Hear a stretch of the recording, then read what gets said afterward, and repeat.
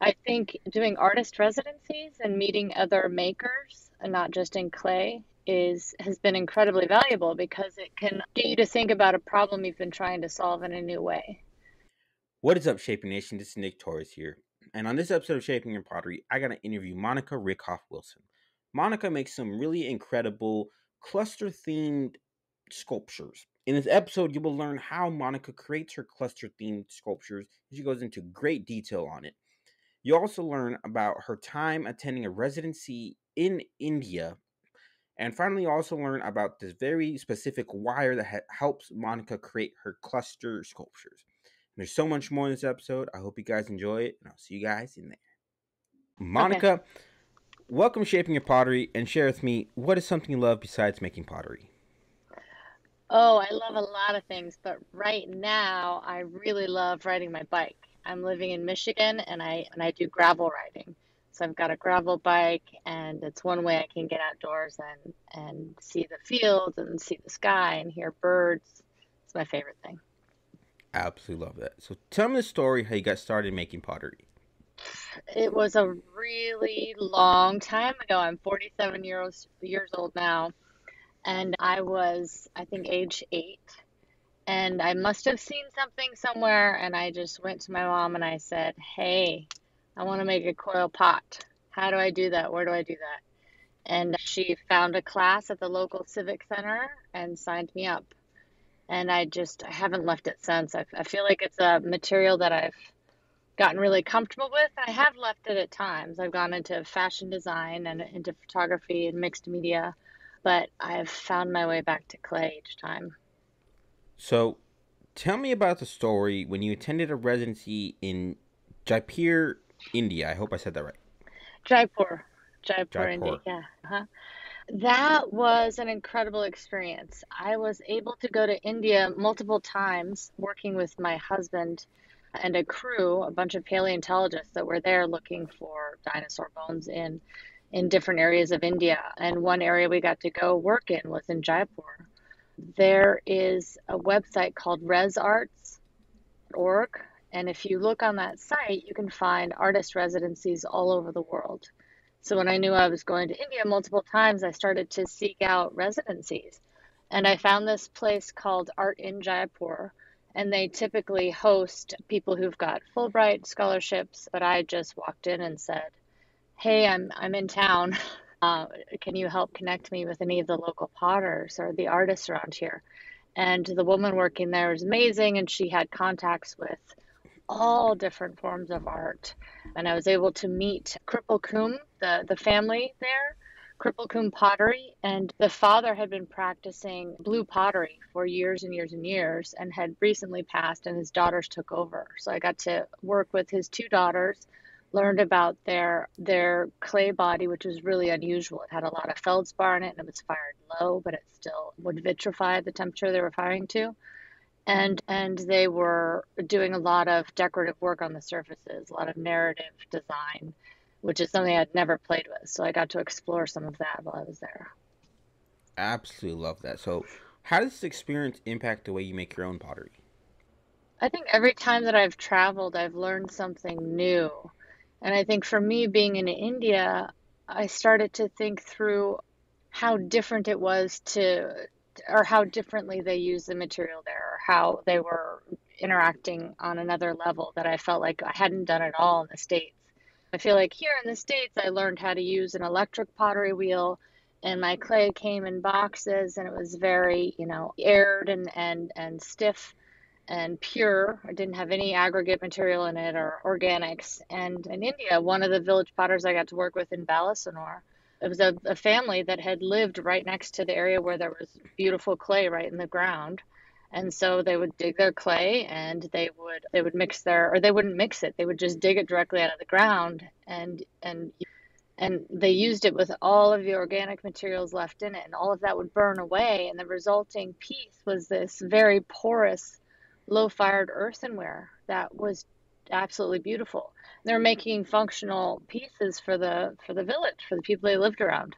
And one of the items that I love so much was this chai teacup, and it was so simple. It was thrown super fast, really loose and beautiful. fired low temperature, aggregates burned out or organics burned out, and what was left is this really thin, porous cup. You quickly drink your hot chai, and then you could throw the cup on the ground, and it just disintegrated back into the earth. I just thought, what a great disposable cup. So I think I took all of that with me back to the States and also the work ethic there. I just feel like the potters there, their bodies were built for what they were doing. And they were throwing on these huge mobile pottery wheels that was just like a spinning top, and it had a heavy cement ring around the outside of the center wheel head. And they would just spin it on the ground like a top with a big stick. And then they'd have to crouch over this huge spinning mass of cement and throw on the wheel. So they were just so wiry and strong. And I thought, who am I? I'm back in the States just sitting on my butt. It's so easy to throw when I've got this electric wheel. And so I really developed a better work ethic, thinking that, I just hadn't done much yet and I hadn't worked that hard until I saw how hard they worked and how dedicated they were. Absolutely love that. So let's talk about your pottery. In one sentence, can you tell me what you make? Yes. I combine chemistry and art, and I make pieces that are about comfort and desire. Absolutely love that. So tell me a story how you started making this type of pottery that you make today. The most recent work is what I'm really excited about, and that is these conglomerate pieces that are clusters or clutches, and each is built individually and fired individually. And I've started to suspend each item in the kiln with these new shelves that have holes in them. And so by suspending each piece, I can glaze it in the round and then post firing, attach all the pieces together and create this moving piece that can be held and shifted in the home. And I think that goes back to the idea of thinking about your work and making these small objects that you can hold. Is I love the idea of art being functional and something that you get to really interact with in your house instead of, at the domestic scale, instead of having, another object in your home that you just have to shift around and dust. I don't like that idea. I wanted to build something that was a little bit different and more tangible. I love that so much. So you are inspired by memories of materials. Can you tell me more about this? Yes. The recent line of work that I'm doing, the clusters and clutches, are all originally related to my mother's home decor. And I think it's just because that's what I grew up around. So that's what I know. And that's just one of those core memories I have. And I think I'm also very particularly attracted to materials, that the surface texture, that the heat it gives off, the smell of it, of that material, and the feel of it, it's all really important to me and it's locked in my memory. And so I have this collection of memories of this industrial kitschy material or whatever it was, like the plastic decorative fruits my mom had in her home for Thanksgiving. She would put out this cornucopia basket and she'd stuff it with plastic fruits to, I guess, show abundance during Thanksgiving time. And in that basket, I was attracted to these little grapes, these little plastic grapes, and I'd pop them off and chew them, and they suctioned my cheeks and my mouth or on my tongue. And so it's even a bigger memory now to me. And so I was working on a big show with a friend of mine, and I started thinking through that memory and just that object, and I started throwing these orbs.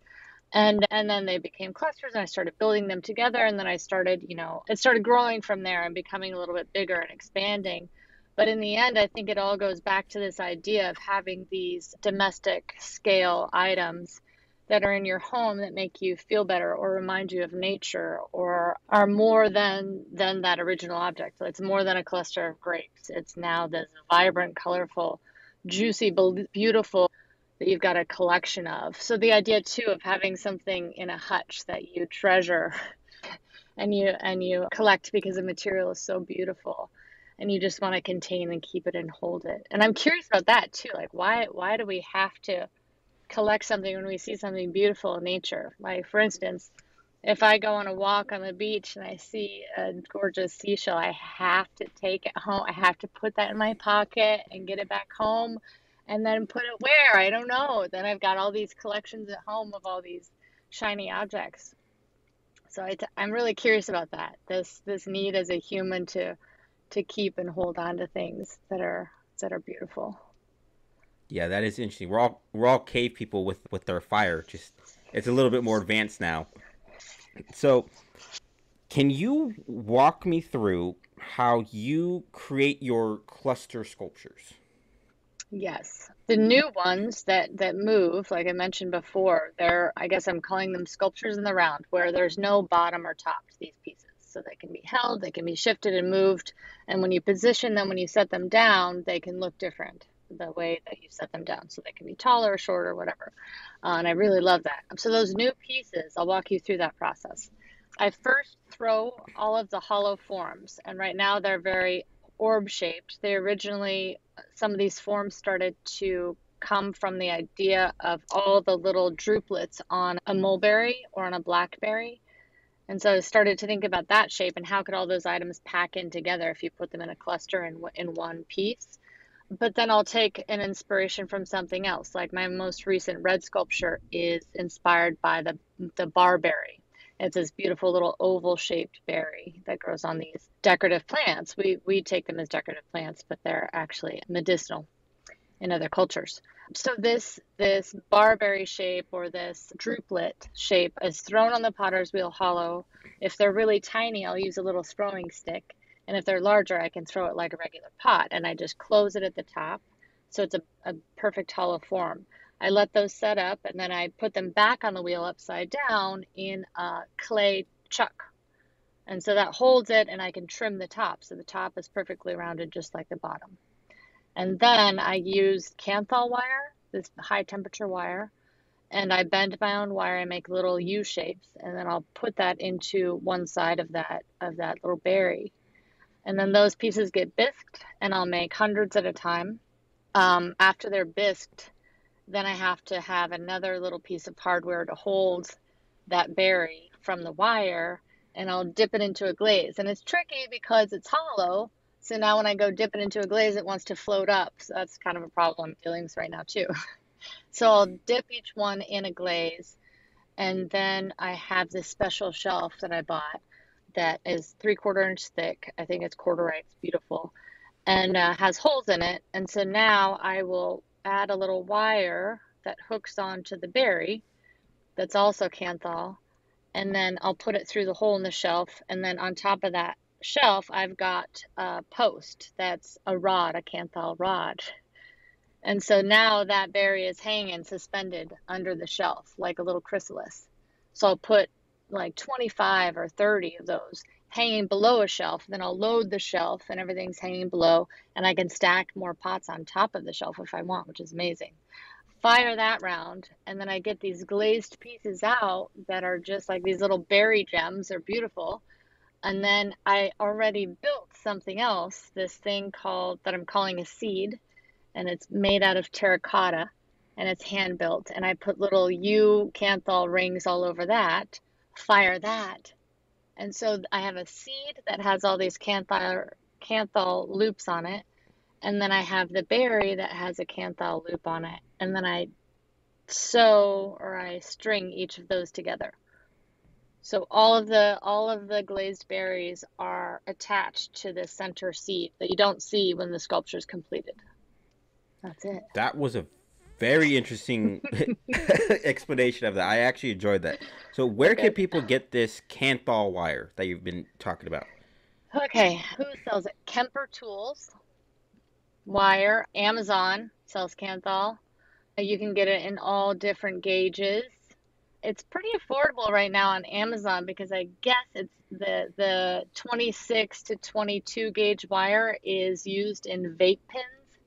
So you can buy reels of it on Amazon. But yeah, I use all different gauges because I'm using thinner gauge for each little piece that's strung up in the kiln, and then 17 gauge for the berries and the seed. I absolutely love that. So, let's talk about discovering your voice. You contribute your growth as an artist to traveling and being around other artists. Can you tell me more about this? Yes, yes. I think the other important thing outside of just being free to travel and learning about other cultures and materials and how people move about in the world, I feel like that's really influenced the way that I see myself here in the States and the way that I grew up. I think doing artist residencies and meeting other makers, and not just in clay, is has been incredibly valuable because it can get you to think about a problem you've been trying to solve in a new way. And so I feel like every time I've met a group of artists, or I've been to a residency and I see how their studio is set up, or I meet the other artists and see how they carry their tools or what tools they have or what new materials they're trying to use, I always learn something. Like I can connect it to my work no matter what, even if it's in another material, I'll learn something, it could be small but really valuable. It'll help change my practice. Absolutely love that. Shaping Nation, if you can get around other makers, other potters, your pottery is going to grow and your skills are going to grow, and you're just going to be able to meet a lot of different cool people. I love that so much. So, what would you say was your biggest obstacle when it came to discovering your voice? I think the most difficult thing for me to get over as an artist was to realize that I don't have to filter or edit myself. Well, let me say this a different way. I think the most important thing was to realize that what I had to say was interesting and good, and that I didn't have to filter that or change that for other people. I met someone once when I was in my 20s, really young, and I was in fashion school at the time. And I was kind of embarrassed to show my work, and I said, "Oh, I'm working on these, costumes. They're kind of weird. That who really needs this?" And he said, "You should make your art. People will dig it." And that's all I said. And it was so simple, but I've heard that in my head over and over that, get your work out there, make it, and just, give it a try. And you're human, you're going to connect in some way to some people somewhere, and they're going to dig it. Don't worry about that. Absolutely agree. Shaping Nation, make the pottery that you want to make because that's how you find your voice. I love that. What advice would you give to someone that is looking to discover their own unique voice with their pottery? Hmm. I would say that you have a thread in your work and in your life that's always been with you and it's never going to go away. And that can be a great comfort. I think once you realize that your own voice has always been there and it always will be there. And so you have that source no matter what you do and where you go. So I think just being honest with that voice and not being afraid that, maybe people won't like it. It doesn't matter. There's so many people on the planet that will like it. You don't have to worry about the people that don't. Absolutely agree. As we're coming to a close here today, what is one thing you want to hammer home with my audience? Oh, I think get out there. And after the pandemic or during the pandemic, I think I had a shift in my own life where I just thought, man, there's not enough time. There's not much time left, maybe. So don't wait. I would say the biggest thing is don't wait. Just get your voice out there and and and don't hide it away. Don't keep it boxed up at home. Don't hide away your process. I think share with people because we're all learning from one another and it's interesting to see who you are. I absolutely agree. Some excellent parting words of advice. Monica, it was really great chatting with you today. Where can my audience go and learn more about you? Oh, I have a website called mo-wilson.com. And on my Instagram, I'm really active. I show all my processes on Instagram and I'm pretty interactive there. It's been a lot of fun. So that's Monica Wilson Art.